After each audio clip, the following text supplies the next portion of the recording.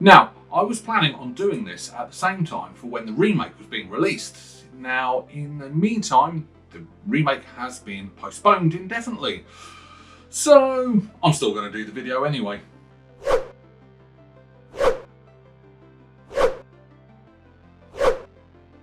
Dune is a 1984 American epic science fiction film written and directed by David Lynch.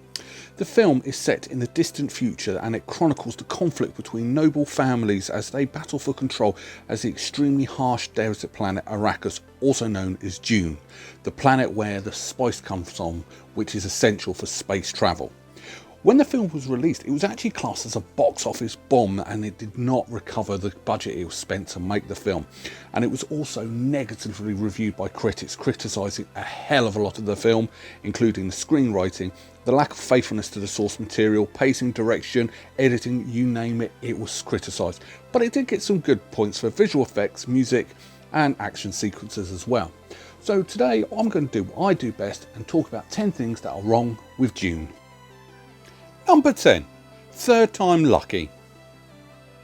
Now, there's actually been 3 different attempts to make this film. Now, the first one was some Russian guy who I cannot, for the life of me, pronounce his name. So I'm not going to try. But as much as he tried, he could never get it visually the way he wanted it to be. So he cancelled it.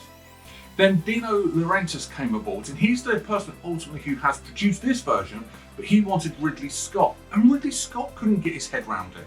And eventually Ridley Scott left this project and went on to do Alien. But so then we got David Lynch, and David Lynch has done a brilliant job. But when a film has 3 different attempts to make it, it doesn't look good in the eyes of promotional materials or anything like that. But the film was okay, wasn't it? Number 9. The Wielding Way. One of the things that was changed drastically from the book to the film was the lack of martial arts. The book is full of martial arts and it's called The Wielding Way. But they replaced that with those modules that just amplifies your voice to blow stuff up. I would have loved to have seen a martial arts film. That's one thing I'm hoping that the remake's got right, is the lack of or the inclusion of these martial arts. Something the original film actually was missing. Number 8. Film length. Yeah, funnily enough, the version you see at the cinema isn't actually the version that was originally made.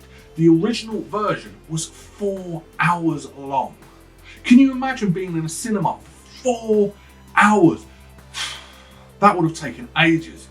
But still, the studios weren't happy. The director was, but the studio wasn't. So they cut it down to the more normal 2.5 hours. Yet, it didn't end there. Now, when this film's being broadcast on TV, they've actually put a different 3-hour version. A version David Lynch does not like and has his name removed. You can also get that version on DVD and Blu-ray, but when a film is cut so much, it doesn't look good on the film itself. We haven't even started on the actual film yet. Number 7. Throne Guy. Right, so quite near the beginning of the film, they're showing like the Imperial Palace, or whatever you want. You've got full of the Emperors, his aides, everybody important. And in the centre of this room, where the Emperor sits, is obviously the throne. What, cool? No. There's a guy that looks like he's homeless, sat leaning against the actual throne itself, which makes you wonder why. I mean, could you imagine Boris Johnson leaning against the throne room when the Queen sat in it? Although that would be a funny image to have in your head. But yeah, why was this guy just sat leaning against the throne? Where was the Emperor's security? You should have dragged him off. Number 6. Guild costumes. So quite near the beginning of the film as well, the guild navigators all come along and they're all dressed in these quite cool, goth-looking, funky costumes, which I would never wear in a million years. Now let me explain why. These costumes were actually made out of body bags. And you think that's worse? These are actually used body bags.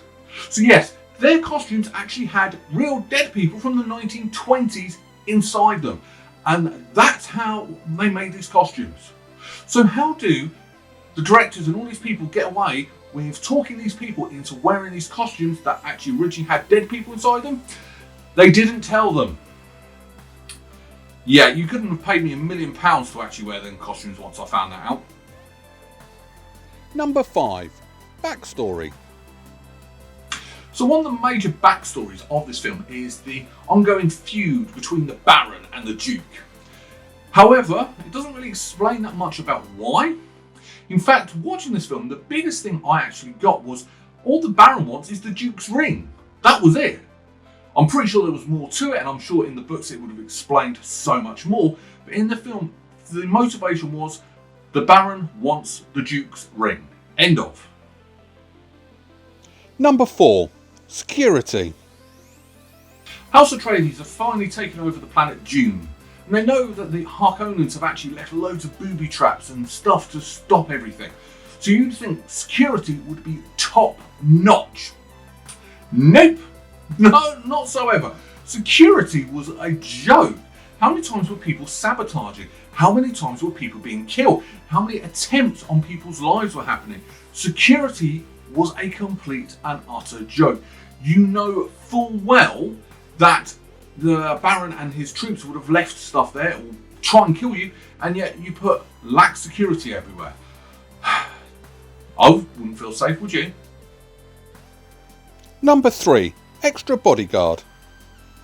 So as Paul progresses and he turns into Muad'Dib, the prophecy, the prophet, whatever you want to call him, he ends up getting 15 personal guards. These are his loyal best troops. They are sworn to protect him. Now, a bit later on in the film, when he carries on to try and drink the story of life, his troops are around him. Yet there's 16. Where did the extra one come from? Could someone not count? Hell, you probably paid an extra more money that you didn't actually need to. Granted, extras don't cost as much, but still, every penny counts when making a film. Number 2. Final fight. So as we're approaching the end of the film, we're given a fight between Paul Atreides and the Baron's nephew. And you're going to look like it's going to be a brilliant fight, especially as they've built the nephew up to be, you know, this really good fighter all the way through this film. So I'm expecting a really good hand-to-hand combat here. No, it was a bit anticlimactic. It was a bit, I don't know, dull and boring, really. This is something I'm hoping that the remake gets. I would want to see a brilliant, you know, like Neo and Smith in The Matrix. The final fight was fantastic. Something like that in the remake. But in this film, it was just dull and boring. Number 1. Destroying Dune. So the end of the book's quite different to what we actually see on the film. In the end of the book, it's Paul's now the prophet, and that's it. He's going to take over. End of. He's in charge of the universe. In the film, he just shows his power by making it rain on Arrakis. Except now you have destroyed the planet. Because let's face it, a desert planet where it starts raining would actually be destroyed. Its ecosystem would not survive.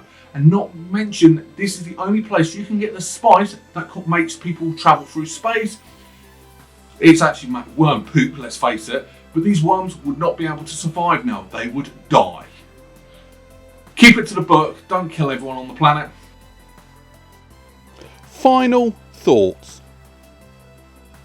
So what do I really think of this film? Well, ultimately, I do enjoy this film. It's one of the films when I was a kid that got me into sci-fi. Its main draw was its actual music done by Toto. You know, the people who did the Africa song, great soundtrack, it was brilliant. Now, as an adult, when I'm actually watching it, I do understand its motives, I do understand its themes a lot more than when I was a kid. But as my excitement as an adult from what I had as a kid was gone. And I don't quite understand why. It's not as good as an adult when I was an adult than when I was a child. And I can't explain it why. I mean, the casting was actually okay. I've never actually read the books though. And I have been told on quite a few occasions it's very drastically different from the book, and I have incorporated some of those into this video. But yeah, I don't know. The child me is saying, yes, it's a great film. And the adult me is saying, no, it's not. Now, for its time, the special effects were actually pretty good. And to be fair, they hold up quite well. I mean, the worms look scary as hell, even in 2020. Let's hope that the remake keeps the scariness of those worms. I mean, it does look a beautiful film. The costumes are brilliant, bar using body bags from the 1920s. But still, I don't know, there's just this niggly thing about this film as an adult that just puts me off a little tiny bit. But that's my opinion. But what do I rank this film? Because it is still a good sci-fi film, I'm still going to be quite generous and nice to it. Yeah, 7. 7 out of 10 berries is what I'm going to rank it. But as I said, that's my opinion, that's my thoughts. What do you think? Leave them in the comments below and let me know. And next week, we're going to start our Christmas period. We're going to have 4 Christmas films back to back throughout December. No clues to which one I'm doing, so just find out next week, and I'll see you then next Sunday. Take care. Bye-bye.